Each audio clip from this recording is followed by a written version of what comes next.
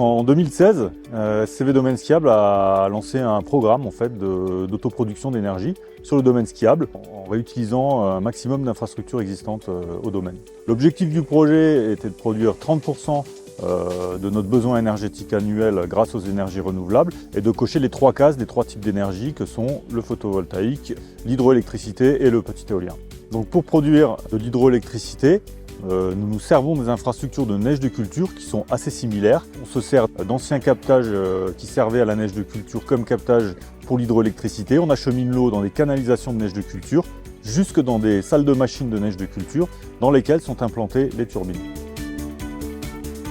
Alors traditionnellement, donc la neige on la produit à partir de novembre jusqu'à ces dates-ci, on va dire début mars. Il y a une période de remplissage de retenue d'altitude qui peuvent être plutôt dans la saison, enfin en automne, où là il peut y avoir un chevauchement entre le turbinage et la production de neige, enfin le remplissage des lacs. Mais sinon c'est assez séparé, sachant que le turbinage c'est quand même plus, on va dire à cette période au printemps, quoi, où il y a l'eau disponible en grande quantité. Je venais de ce monde de la neige de culture chez un fabricant de systèmes d'enneigement. Je suis arrivé à Hydrostadium pour proposer l'idée de valoriser ces infrastructures existantes et donc turbiner les réseaux neige de culture. On a lancé nos premières études de potentiel sur plusieurs domaines skiables qui ont adhéré à cette idée. L'aventure avec Serre Chevalier a démarré en février 2017 et donc j'apportais la solution de turbinage des réseaux neige et on a lancé 2 études de faisabilité sur les 2 aménagements qu'on a maintenant réalisés et mis en service sur les 2 sites de Serre Chevalier.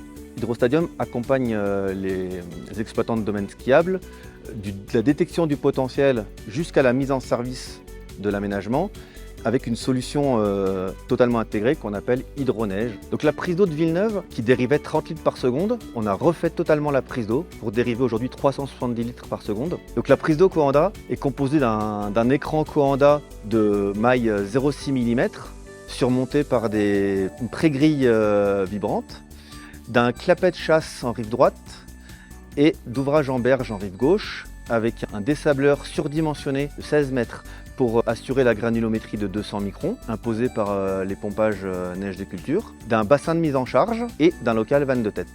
Donc sur cette prise d'eau, il y a 2 départs. Le premier départ, c'est le départ existant en DN100 qui assure le remplissage de la retenue collinaire. Et le deuxième départ, c'est le nouveau départ en DN400 qui rejoint la conduite neige de culture qui sert pour les 2 usages, la production de neige de culture et l'hydroélectricité en rôle de conduite forcée jusqu'à la turbine. L'exigence de l'exploitant du SCV était de conserver le garage pour le stockage de la motoneige et du quad.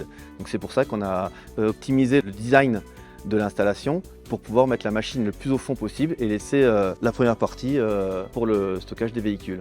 Donc une spécificité de l'arrivée de la conduite forcée est l'arrivée existante de cette conduite verte du pompage.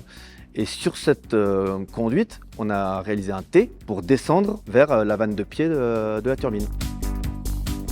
Donc on est sur un groupe Pelton composé de 2 injecteurs avec un diamètre Pelton de 750 mm. On a une vanne sphérique en amont équipée d'un bipass.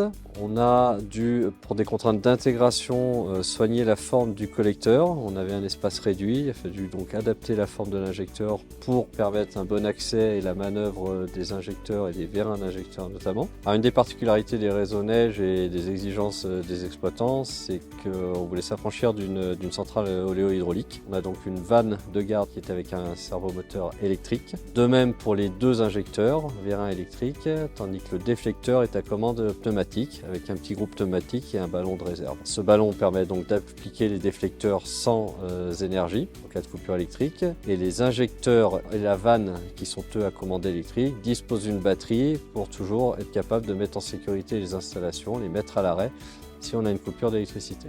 Sur l'aménagement de Chantemerle, on a réutilisé la prise d'eau existante qu'on a modernisée et on a ajouté une turbine Pelton, un jet vertical dans l'usine à neige existante à côté des 2 pompes. Donc pour l'usine de Chantemerle, cette fois on est sur un débit un peu plus faible à 72 litres par seconde et une chute plus importante. Ça nous a permis d'aller chercher une vitesse de 1500 tours qui avait aussi l'intérêt de pouvoir avoir des équipements beaucoup plus compacts. On a aussi travaillé la forme du bâti toujours pour des problèmes d'intégration et de circulation autour des machines parce qu'on voit qu'on est proche des groupes de pompage, proche de la porte. Donc on a essayé de faire une machine la plus compacte possible, à axe vertical, de la même manière qui permettait de favoriser une place, un encombrement au sol réduit.